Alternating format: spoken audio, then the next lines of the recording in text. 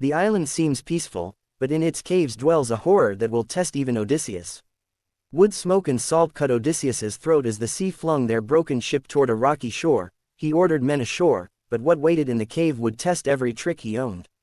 The first cave smelled of cheese and warm wool, tall enough for giants and deep with the heavy silence of an empty refuge. Odysseus had the cleverness men whispered about. He had conceived the horse that ended the war, but cleverness alone would not tell him when to keep his head down. The cave of the giant. The cave was impressive, tall enough for giants, filled with cheese and milk from abundant sheep, showing signs of prosperous if primitive habitation. Odysseus and his 12 men helped themselves to the food, expecting to meet a hospitable host or to find only provisions from someone who would never miss them. His crew urged him to take what they needed and leave, but Odysseus's curiosity made him stay to meet whoever tended such a well-stocked home. This curiosity, born of the same cleverness that made him famous, would cost him dearly. Polyphemus returned with his flock as evening fell, a giant with one enormous eye in the center of his forehead, his shoulders brushing the cave's roof, his strength evident in the massive boulder he rolled into place to seal the entrance. That boulder was his security measure. No thief could enter while he slept, and no sheep could wander away during the night. It was also a death sentence for the Greeks, who realized immediately that they could not move it and were now trapped with a monster who was noticing their presence. The Cyclops showed no hospitality. When Odysseus invoked the gods, protection of guests, a sacred obligation in Greek culture, Polyphemus laughed. The Cyclops did not fear the gods, they bowed to no law but their own strength. To demonstrate what that strength meant for the trapped Greeks, Polyphemus grabbed 2 of Odysseus's men, dashed them against the rocks, and ate them. Then he went to sleep, satisfied, leaving the survivors to contemplate their fate. The boulder seals their doom, only the giant can move it, and the giant intends to eat them all. Odysseus considered killing the sleeping giant but realized the impossibility. Even if he could slay Polyphemus, there was no way to move the boulder. They would die in this cave regardless, trapped with a dead monster until they starved. The only way out was to leave Polyphemus alive but somehow neutralize his ability to eat them. Through that long night, as his men wept for their devoured companions, Odysseus planned. Nobody in the wine morning brought the same horror. Polyphemus ate 2 more men for breakfast, then rolled aside the boulder to take his flock to pasture, carefully sealing the Greeks inside before he left. Odysseus used the day to refine his plan. He found the Cyclops' club, a massive olive wood trunk that looked more like a ship's mast than a weapon, and set his men to sharpening one end to a point. When the wood was ready, they hid it and waited for Polyphemus to return. With fire and leverage, Odysseus takes the giant's sight, the only weapon that could save them. The Cyclops came back at evening, ate 2 more Greeks, and settled down to rest. Odysseus approached him with a gift, wine, from a priest of Apollo. This was no ordinary wine but something far stronger, usually diluted with many parts water. Odysseus offered it undiluted, watching the giant drink bowl after bowl until he grew merry and heavy with sleep. Polyphemus, delighted with the gift, asked his benefactor's name. "My name is Nobody," Odysseus replied. "Nobody is what my family calls me, what my friends call me, what everyone calls me." The giant, drunk now, promised Nobody a special gift in return for the wine. He would eat Nobody last, after all the others were gone. Polyphemus laughed at his own joke before passing out from the wine's strength.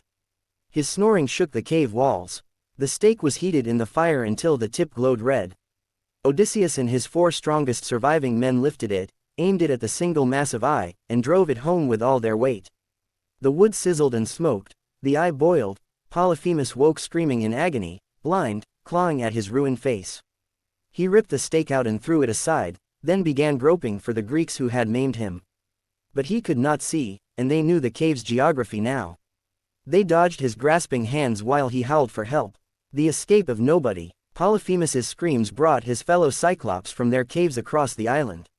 They gathered outside the sealed entrance, asking what was wrong, who was hurting him, why he was screaming in the night. Polyphemus, blinded and raging, shouted back, "Nobody is hurting me. Nobody has blinded me." His neighbors, confused, concluded that if nobody was hurting him, then nothing was wrong. They returned to their own caves, leaving Polyphemus alone with his pain and his invisible tormentors. Hidden in wool, they passed the blind giant's grasping hands, the cleverest escape in all mythology. The giant could not see to catch the Greeks, but he was not stupid. He moved the boulder enough to let his sheep out in the morning, then sat in the opening with hands extended, feeling each animal as it passed to make sure no Greek was sneaking out among the flock. Odysseus's solution showed his famed intelligence. He tied his men beneath the sheep's bellies, hidden in the thick wool where groping hands would not reach. He himself clung to the underside of the largest ram, a favorite of Polyphemus who passed last through the entrance. The blind giant felt the ram, spoke to it, wondered why its passage was so slow when usually it led the flock, but he felt only wool, only the animal's familiar shape, nothing to suggest a man hidden underneath. Odysseus dropped free once the ram had moved away from the cave, quickly freed his companions from their sheep, and drove the flock to the ships. The Greeks launched desperately, rowing for their lives before the giant could realize what had happened and find some way to stop them. They should have rowed in silence, but Odysseus could not resist. From the safety of his ship, he shouted mockery at the blinded giant, Cyclops.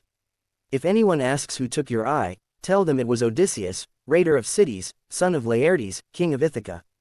He had to have credit, he had to have his story known, he had to prove to himself and to Polyphemus that nobody was actually somebody great. This pride would cost him everything. The curse of Poseidon. Polyphemus heard the taunting and now knew who had blinded him, not nobody, but Odysseus of Ithaca, the famous Greek, the cunning hero of the war. The giant prayed to his father Poseidon, god of the sea, begging for vengeance. Let Odysseus never reach home, or if he must reach home, let it be alone, after years of suffering, with all his companions dead and his household in chaos. Poseidon heard his son's prayer and answered it with divine wrath. The giant's curse reaches Poseidon, 10 years of suffering for one moment of pride. The curse transformed Odysseus's return into a decade of disaster. Storms drove his ships off course, monsters devoured his men, strange islands trapped him for years at a time. Every triumph was followed by catastrophe, every escape led to new dangers. The sea itself became his enemy, Poseidon actively working to destroy the man who had blinded his son. Odysseus's intelligence could postpone his destruction but could not cancel the god's enmity.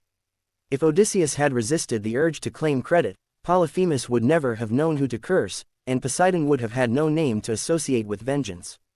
The same pride that made Odysseus a great hero also made him reckless, unable to accept that sometimes survival requires anonymity.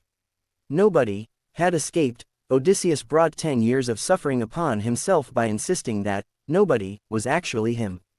All of Odysseus's subsequent adventures, Circe and the Sirens, Scylla and Charybdis, the cattle of the sun, flow from this moment when Odysseus could not stay silent. Each disaster is a consequence of the curse, each death of a companion is a payment toward the debt Odysseus incurred by shouting his name to a giant who could call upon a god. Intelligence without wisdom is as dangerous as any monster.